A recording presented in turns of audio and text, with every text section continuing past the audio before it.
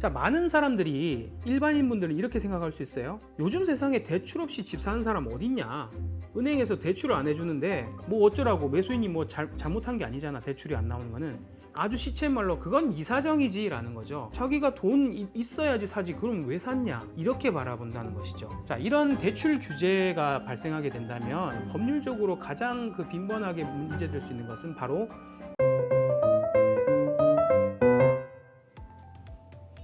반갑습니다. 부동산 전문 변호사 이승현 변호사입니다.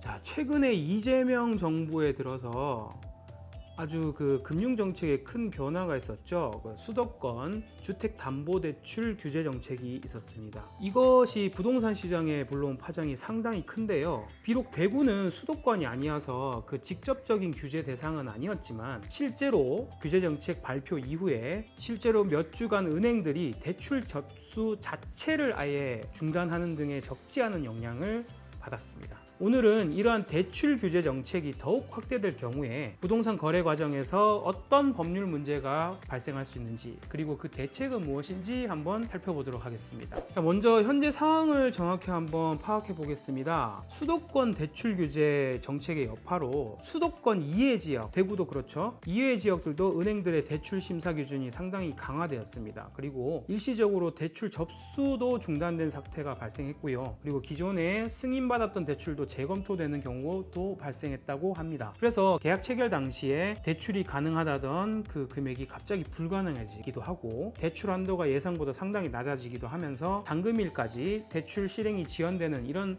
구체적인 피해 사례도 지금 속속 나오고 있다고 하는데요. 이런 상황에서 일어날 수 있는 가장 큰 법률 문제는 무엇일지 법률적인 관점에서 한번 살펴보겠습니다. 자, 이런 대출 규제가 발생하게 된다면 법률적으로 가장 빈번하게 문제될 수 있는 것은 바로 매수인의 채무 불이행입니다. 무슨 말이냐? 매수인은 잔금의 일부를 혹은 전부를 금융기관의 대출을 얻어가지고 계약을 체결을 하죠. 그래서 이제 잔금 대출이 안 나오면 매수인의 잔금 지급 의무, 즉 이 채무가 불이행되는 결과를 맞이한다는 겁니다. 자, 많은 사람들이, 일반인분들은 이렇게 생각할 수 있어요. 요즘 세상에 대출 없이 집 사는 사람 어딨냐, 은행에서 대출을 안 해주는데 뭐 어쩌라고, 매수인이 뭐 잘못한 게 아니잖아, 대출이 안 나오는 거는. 그러니까 이거는 매수인의 채무 불이행, 즉 매수인의 잘못 있는 채무 불이행이 아니다 라고 생각하실 수 있지만, 법적인 관점으로서는 전혀 다른 해석입니다. 무엇이냐? 매도인과 매수인 사이에 별도의 약정이 없다면 매수인이 대출받지 못해서 대금을 지급할 수 없다라는 사정은 전적으로 매수인의 책임에 해당한다는 겁니다. 아주 시쳇말로 그건 네 사정이지 라는 거죠. 자기가 돈 있어야지 사지, 그럼 왜 샀냐, 이렇게 바라본다는 것이죠. 그래서 지금 현재 우리가 생각하는 일반인들의 어떤 자금 조달의 방법과 법적에서 바라보는 어떤 자금 조달의 방법은 관점의 차이가 조금 있다는 거, 이 부분을 꼭 말씀드리고 싶었습니다.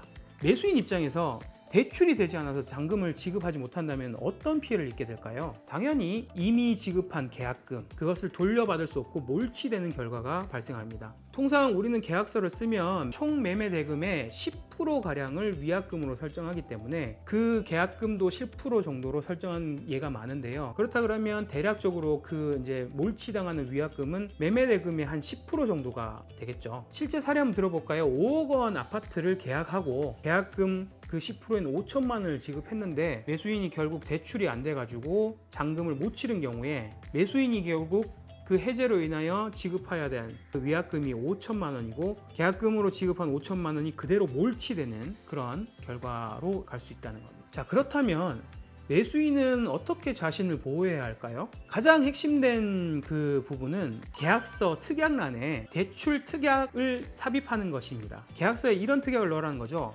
매수인이 이 계약의 잔금에 대해서 금융기관으로부터 대출을 받는다. 만약에 대출을 못 받게 된다면 이 계약은 아예 무효로 한다. 무효로 한다는 말이 뭐냐 하면 위약금이 없다라는 것을 내포하는 의미입니다. 조금 더 구체적인 조항을 한번 제가 예시를 들어볼게요.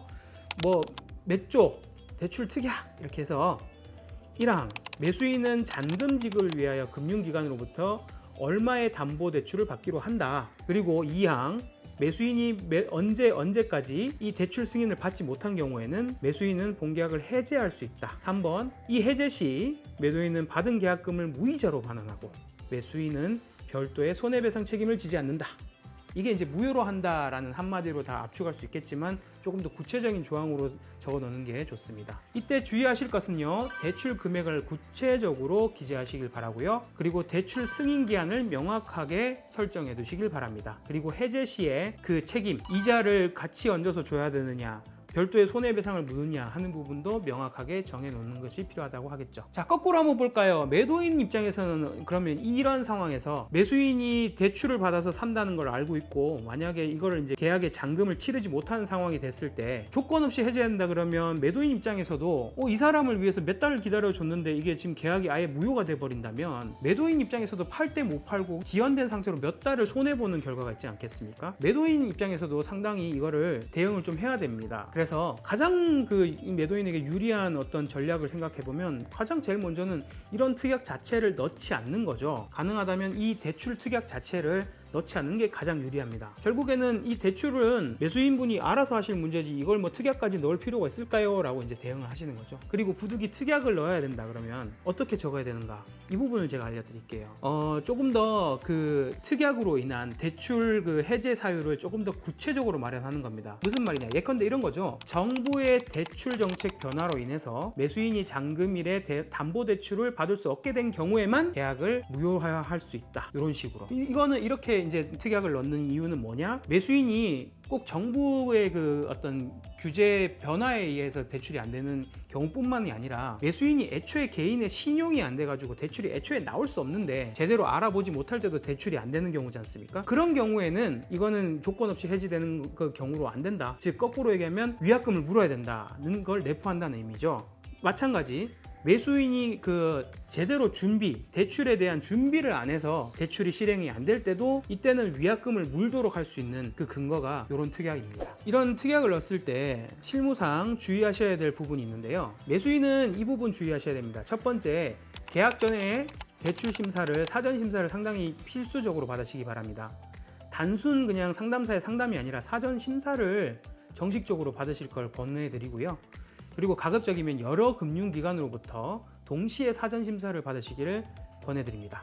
그리고 두 번째, 대출 특약 조항을 확인을 하시고 애매한 표현이 없는지, 특약이 빠지지 않은지 하는 부분을 전문가의 도움을 통해서 설정하시길 바랍니다. 전문가의 도움을 받는 몇십만 원을 들여서 나중에 내 계약금 몇 천만 원을 아낄 수 있는 그런 방법이 있으니 그 작은 돈을 아끼지 마시기 바라고요. 자, 매도인분은 이 부분에 대해서 어떤 부분을 주의해야 되느냐? 매수인의 대출 능력을 어느 정도 사전에 파악하는 게 좋습니다. 매수인의 소득, 신용도 등을 미리 파악하면 좋을 것이고요.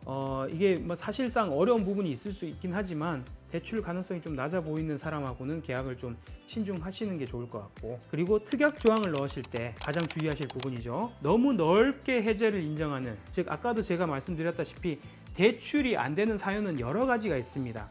그 중에서 매수인이 어떻게 할 수 없다라고, 즉 정부 규제에 의한 그 대출 심사가 안 됐다는, 정부의 정책이 변화되어 가지고 대출이 안 됐다는 사유로만 그냥 해제가 되는 걸 인정하지 다른 사유로는 해제되는 걸 인정 못 하겠다라는 부분을 명확하게 특약 조항으로 삽입하시길 바랍니다. 자, 오늘은 정부의 대출 규제 정책의 확대에 따른 부동산 거래의 법률 문제에 대해서 그 대책 함께 알아보았습니다. 요약해볼까요? 매수인 입장에서는 대출이 안 되어도 내 책임이라는 점을 반드시 인식하시고 반드시 대출 특약을 계약서에 삽입하시길 바랍니다. 그리고 사전에 충분한 대출 검토와 준비를 하시는 게 필요할 것이고요. 매도인 입장에서는 가능하다면 대출 조항에 특약을 삽입하는 것을 회피하는 것이 좋을 것이고, 부득이한 경우에는 그 대출 조항, 즉 해제 특약의 범위를 상당히 좁혀 놓는 것을 권해드립니다. 부동산 거래는 평생에 몇 없는 큰 거래입니다. 특히 대출 규제가 강화되는 시기에는 더더욱 그럴 것인데요. 계약서 한 줄이 여러분의 수천만 원, 수억 원을 좌우할 수 있다는 점을 잊지 마시고 전문가의 도움을 받아서 안전한 거래를 하시길 당부드립니다. 오늘 영상도 좋으셨다면 좋아요, 구독 눌러주시고요. 다음에도 더욱더 알찬 영상으로 찾아뵙겠습니다. 시청해주셔서 대단히 감사합니다.